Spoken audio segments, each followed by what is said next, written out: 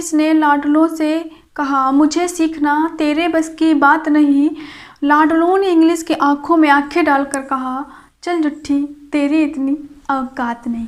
ठीक है, इन्हीं शब्दों के साथ में मैं सुजाता जॉब टूल्स परिवार में आपका हार्दिक स्वागत अभिनंदन करती हूँ।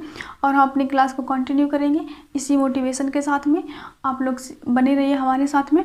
और हाँ, इंग्लिश को लेकर के तुम्हारे दिल में जो भी डर है उसको निकाल दीजिए। हम इंग्लिश को पढ़ेंगे, समझेंगे बहुत ही सरल तरीके से। ठीक है, तो आज हम लोग क्या पढ़ रहे थे, पर्सनल प्रोनाउन पढ़ रहे थे। उसी को हम लोग आगे कंटिन्यू करेंगे। तो उसको आगे कंटिन्यू करने के लिए आपको करना क्या है, सबसे पहले क्योंकि आपके बिना नहीं चल सकता, कोई भी क्लास है तो आपके बिना नहीं चल सकती। तो सबसे पहले आपको करना क्या है, प्लीज़ करके आपको कृपया करके आप वीडियो को शेयर करें, चैनल को सब्सक्राइब करें और लाइक करें। ठीक है, कमेंट बॉक्स में कमेंट करके ज़रूर बताया करिए, अपनी राय ज़रूर दिया करिए, क्या गलत है क्या सही है बताया ज़रूर करिए। ऐसे हमें बहुत सारा मोटिवेशन मिलता है। और तो आप लोग करिए, ये आपका काम है, जो हमारा काम है वो हम कर रहे हैं। ठीक है, तो फिर हम लोग अपनी क्लास को कंटिन्यू करते हैं। तो हम लोगों को पर्सनल प्रोनाउन में आज हम पढ़ना था प्रीपोजिशन कॉन्सेप्ट। क्योंकि हमने जो बेसिक थोड़ी सी नॉलेज थी वो हम लोगों ने सीख ली थी, वो अक्सर कर सबको पता होती। लेकिन जो इससे जो प्रीपोजिशन कॉन्सेप्ट होता है, इससे एग्जामिनर बहुत से क्वेश्चन बनाता है, इससे पेपर में क्वेश्चन बनते भी हैं। ठीक है, तो इसको हम सीखेंगे ऐसा क्यों होता है, बहुत ही सरल तरीके से सीखेंगे। ठीक है, तो चलिए सीखते हैं। प्रीपोजिशन कॉन्सेप्ट में क्या होता है, इसमें वर्ब ऑब्जेक्ट से डायरेक्टली रिलेट नहीं कर पाती है, तो उसको रिलेट करने के लिए हम लोग उसके साथ में बीच में प्रीपोजिशन लेकर के आते हैं। जैसे हमने कहा ही eight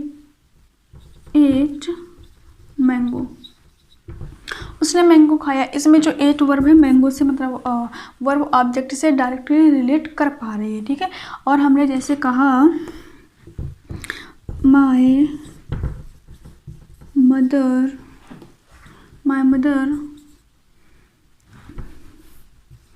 will cook the food, इसमें भी जो वर्ब है ऑब्जेक्ट से डायरेक्टली कनेक्ट कर पा रही है। अब जैसे मैंने दूसरा एक उदाहरण लिया, सी केम मी। अब जैसे हमारे उदाहरण है सी केम मी। ठीक है, इसमें जो वर्ब है, इसमें वर्ब क्या है, कम, और ऑब्जेक्ट क्या है, मी। इसमें जो वर्ब है डायरेक्टली ऑब्जेक्ट से कनेक्ट नहीं कर पा रही है। तो जैसे कि अपनी अक्सर का रियल लाइफ में ऐसा होता है, जब किसी का रिलेशन नहीं बन रहा होता है, तो बीच के बिचौलिए आते हैं रिलेशन को करवाने के लिए।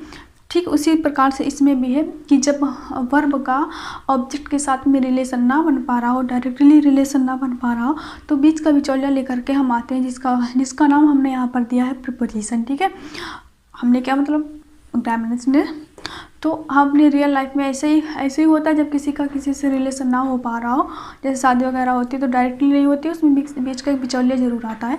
तो ऐसे ही करके इसमें आएगा, क्योंकि जो केम है मी ऑब्जेक्ट से डायरेक्टली रिलेट नहीं कर पा रहा है। तो इसमें क्या होगा, इसके बीच में क्या आना, बीच में क्या आएगा, बिचौलिया, जो कि होगा प्रीपोजिशन। अब इसको मीनिंग के हिसाब से आपको लगाना है। जैसे सी केम टू मी, वो मेरे पास आई, या कुछ भी कहिए, वो विद मी मेरे साथ आई, विदाउट मी मेरे साथ नहीं आई। तो अपनी मीनिंग के हिसाब से यहाँ पर प्रीपोजिशन को आपको लगाना पड़ेगा। ठीक है, तो इसमें अब एक बात ये होती है, ये समझने की बात हो गई। जैसे इसमें हुआ सी केम टू मी। ठीक है, इसमें जो था, इसमें अभी तक था जैसे एट मैंगो, इसमें ये जो ऑब्जेक्ट था ये क्या है, ऑब्जेक्ट, और ये है वर्ब। ठीक है, इसमें जो ये ऑब्जेक्ट है, किसका ऑब्जेक्ट है, वर्ब का। ठीक है, ये वर्ब का ऑब्जेक्ट है। इसमें जैसे कुक है और फूड है, इसमें जो ये वर्ब है और ये क्या है, ऑब्जेक्ट है। तो इसमें से ये क्या है, इसका ये वर्ब का ऑब्जेक्ट है। लेकिन यहाँ पर ऐसा नहीं है। क्यों, अगर ये कम और मी, ठीक है, मी अगर वर्ब का ऑब्जेक्ट होता तो उसमें डायरेक्टली रिलेट कर पाता। इसमें ये जो मी है, जो ये ऑब्जेक्ट है, ये वर्ब का ऑब्जेक्ट नहीं है, वर्ब का ऑब्जेक्ट नहीं, इसीलिए तो रिलेट करने में हमें परेशानी हुई, हमें बीच का बिचौलिया लाना पड़ा। ठीक है, प्रीपोजिशन को लाना पड़ा। अब प्रीपोजिशन आए इनको रिलेट करवाने के लिए, क्यों? अगर प्रीपोजिशन इसको रिलेट करवा पा रहा है तो प्रीपोजिशन ऑब्जेक्ट को रिलेट करवा पा रहा है, क्यों? क्योंकि ये जो ऑब्जेक्ट है किसका होगा? प्रीपोजिशन का होगा। किसका होगा? ये ऑब्जेक्ट किसका होगा? प्रीपोजिशन का होगा, तभी तो इससे रिलेट करवा पा रहा है। ठीक है, ऐसे समझ लीजिए। जो कि जब ऑब्जेक्ट, ध्यान से सुनिएगा, जब ऑब्जेक्ट डायरेक्टली वर्ब से रिलेट करे तो वो जो ऑब्जेक्ट होता है वो वर्ब का ऑब्जेक्ट होता है, और जब ऑब्जेक्ट वर्ब से डायरेक्टली रिलेट ना करे उसके लिए हमें जब प्रीपोजिशन लाना पड़ता है तो फिर इसके बाद में वही ऑब्जेक्ट, वो ऑब्जेक्ट वर्ब का ना रह करके प्रीपोजिशन का ऑब्जेक्ट बनता है। ठीक है, जब ये प्रीपोजिशन का ऑब्जेक्ट बनता है तो इसका वर्ब पे कोई इफ़ेक्ट नहीं पड़ता है, इस ऑब्जेक्ट का वर्ब में कोई इफ़ेक्ट नहीं पड़ता है। वैसे भी ऑब्जेक्ट का वर्ब पे कोई इफ़ेक्ट नहीं पड़ता है, वर्ब हमेशा सब्जेक्ट के अकॉर्डिंग आती है। ठीक है, तो यहाँ पर जो केम है यहाँ से रिलेट नहीं कर पाई, तो जो टू है ये प्रीपोजिशन है और ये ऑब्जेक्ट है, तो ये मी जो ऑब्जेक्ट है, जो मी ऑब्जेक्ट किसका है? प्रीपोजिशन का है, वर्ब का ऑब्जेक्ट नहीं है। आप इससे ज़रूर ध्यान रखें। ठीक है, अगर वर्ब का होता तो डायरेक्टली रिलेट कर पाता। ठीक है, अब इसके हम और बहुत सारे उदाहरण से इसको और समझते हैं। ठीक है, एक हमारा उदाहरण है, the brother of her is a doctor. ठीक है, अब इसमें देखें, हमने कहा है ना कि ऑब्जेक्ट का वर्ब पे कोई इफ़ेक्ट नहीं पड़ता है, तो यहाँ से देखें, ये क्या है? सब्जेक्ट है, और ये क्या है? ऑब्जेक्ट है। ठीक है, और जो प्रीपोजिशन का ऑब्जेक्ट होता है वो हमेशा कहीं भी आ सकता है, और जो वर्ब का ऑब्जेक्ट होता है वो हमेशा वर्ब के बाद में ही आएगा। ठीक है, तो ये बातें आप जरूर समझ के रखें, जो वर्ब का ऑब्जेक्ट है वो वर्ब के बाद में आएगा, और जो प्रीपोजिशन का ऑब्जेक्ट होता है वो कहीं भी आ सकता है, लेकिन प्रीपोजिशन के साथ में आएगा। तो ऐसे ही जो ऑफ है, ये हर है, किसका ऑब्जेक्ट है? ऑफ का। ऑफ क्या है? प्रीपोजिशन है। तो हमारा जो प्रीपोजिशन का हमारे उस पर सब वर्ब पे कोई इफ़ेक्ट नहीं पड़ता, इसीलिए यहाँ पर इज आया है। ठीक है, इसीलिए यहाँ पर क्या आया है? इज आया है। तो यहाँ पर ये इज किसके हिसाब से आया है? किसके अकॉर्डिंग? ब्रदर के अकॉर्डिंग आया है। तो ये कॉन्सेप्ट आपको समझ आया। और इसमें और भी चीज़ें होती हैं, जो होती है कंजक्शन, उन्हें हम प्रीपोजिशन, जो कन्फ्यूजन प्रीपोजिशन होते हैं वो अभी हम यहाँ पर नोट डाउन कर रहे हैं, आप उनको देख करके जाइए, बहुत ही इंपॉर्टेंट होते हैं, क्योंकि उन प्रीपोजिशन में कन्फ्यूजन होता है, वो ऐसा लगता है जैसे वो कंजक्शन है। ठीक है, तो यहाँ पर देखें,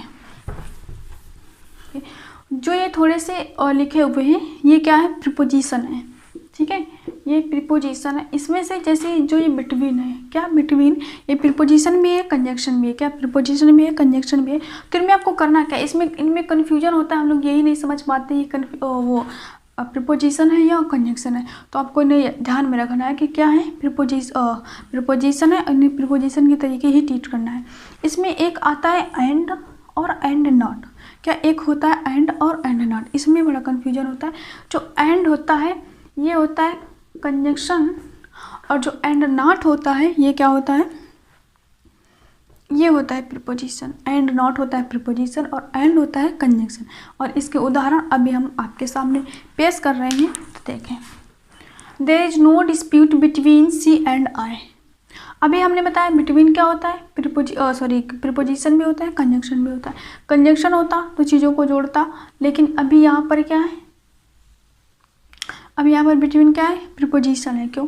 देखो, there is no dispute between C and I. यहाँ पर अभी हमने बताया कि प्रीपोजिशन के बाद में क्या आता है? प्रीपोजिशन के बाद में आता है ऑब्जेक्टिव केस। प्रीपोजिशन के बाद में कौन सा केस आता है? Objective case. तो हमको यहाँ पर ये क्या हो गए? गलत। यहाँ पर हमको क्या यूज करना है? इनके ऑब्जेक्टिव केस यूज करना है। तो यहाँ पर क्या आएगा? हर, और यहाँ पर क्या आएगा? मी। तो इन चीज़ों कन्फ्यूजन यहीं पर होता है, और जो एग्जामिनर होता है उसको देता है प्रीपोजिशन के तरीके, और हम लोग समझ लेते हैं उसको कंजक्शन के तरीके। तो हम लोग इसको ऐसे ही छोड़ करके चले आते हैं, जो कि गलत है, क्योंकि वर्ब के बाद में अगर दिया है तो यहाँ पर ऑब्जेक्ट होगा, ये प्रीपोजिशन होगा, और हमको यहाँ पर ऑब्जेक्टिव केस यूज करना है। ठीक है, हम एक दूसरे उदाहरण से समझते हैं। हमारा अगला उदाहरण, सी एंड नॉट मी या आई, हैज या हैव डन इट। आपको इसमें बताना है कि इसमें यहाँ पर मी आएगा या आई आएगा, है यहाँ पर हैज आएगा या हैव आएगा। अभी हमने बताया है, आप जल्दी से बताएं। तो यहाँ देखिए सी क्या है, सब्जेक्ट है, ठीक है। और हमने बताया अभी एंड नॉट क्या होता है, अभी बताया था एंड नॉट क्या होता है, प्रीपोजिशन होता है। और प्रीपोजिशन अपना क्या लेता है, ऑब्जेक्ट लेता है, ठीक है। प्रीपोजिशन के बाद में क्या आता है, ऑब्जेक्टिव केस आता है। तो ऑब्जेक्टिव केस आएगा तो क्या आएगा, मी आएगा और आई कैंसिल हो जाएगा, ठीक है। अभी हमने बताया कि जो वर्ब होती है, हेल्पिंग वर्ब हो या मेन वर्ब हो, उस पर इफेक्ट किसका पड़ता है, सब्जेक्ट का पड़ता है। उसको ऑब्जेक्ट से कोई लेना देना नहीं होता है। तो यहाँ पर सब्जेक्ट क्या है, सी, और सी के अकॉर्डिंग क्या आएगा यहाँ पर, सी के अकॉर्डिंग यहाँ पर क्या आएगा, हैज, ठीक है। तो यहाँ पर हैज सही है और ये है गलत है, और ये डन इट तो है, ठीक है। आई होप कि चीज़ें समझ में आ रही होंगी और इन्हें बेहतरीन वे से समझना भी चाहिए क्योंकि पेपर में आती भी हैं, ठीक है। ये देखें दूसरा उदाहरण है, you along with he are coming here, ठीक है। आपको बताना सही है या गलत है, ठीक है। अभी हमने बताया यू क्या है, सब्जेक्ट है, क्या है, प्रीपोजिशन है। इसके बाद में यू क्या है, सब्जेक्ट है, और ये क्या है, प्रोनाउन है। और अभी हमने बताया अलोंग विद क्या है, प्रीपोजिशन है। प्रीपोजिशन के बाद में क्या आता है, ऑब्जेक्टिव केस आता है। तो ये तो गलत हो गया, और इसकी जगह क्या आएगा, हिम, क्या आएगा, हिम, ठीक है। हर ही की जगह हिम यूज करेंगे। और अभी हमने बताया कि वर्ब में किसका इफेक्ट पड़ता है, सब्जेक्ट का। सब्जेक्ट क्या है, यू के हिसाब से, और एकदम सही है, कमिंग हेयर एकदम सही है, ठीक है। आई होप कि आपको ये चीज़ें समझ में आ रही होंगी। अगर आपको समझ में आई हैं या नहीं भी समझ में आई हैं, ऐसा तो हो नहीं सकता कि समझ में ना आई हो, लेकिन आपको कमेंट बॉक्स में कमेंट करके अपनी राय जरूर देनी, क्या गलत है क्या सही। और प्लीज़ वीडियो को शेयर ज़रूर करें, चैनल को सब्सक्राइब करें, लाइक करें, और आप कमेंट बॉक्स में कमेंट करके ज़रूर बताएं। और कल से हम आपके लिए एक साथ में वोकैब भी लेकर के आएंगे। हर रोज़ आपको एक वर्ड दिया करेंगे और कमेंट बॉक्स में आपको उसका मीनिंग लिखना हुआ करेगा और इसके सिनोनिम और एंटोनिम लिखना हुआ करेगा, ठीक है। तो ऐसे हमारे जो वोकैब है वो तैयार होती जाएगी, और ऐसी वोकैब देंगे जो मतलब प्रीवियस ईयर की होगी, उसमें कोई ऐसा वैसा नहीं होगी कहाँ की है कैसी है। तो ठीक है, मिलते हैं फिर अगले वीडियो में, अपना ख्याल रखिएगा।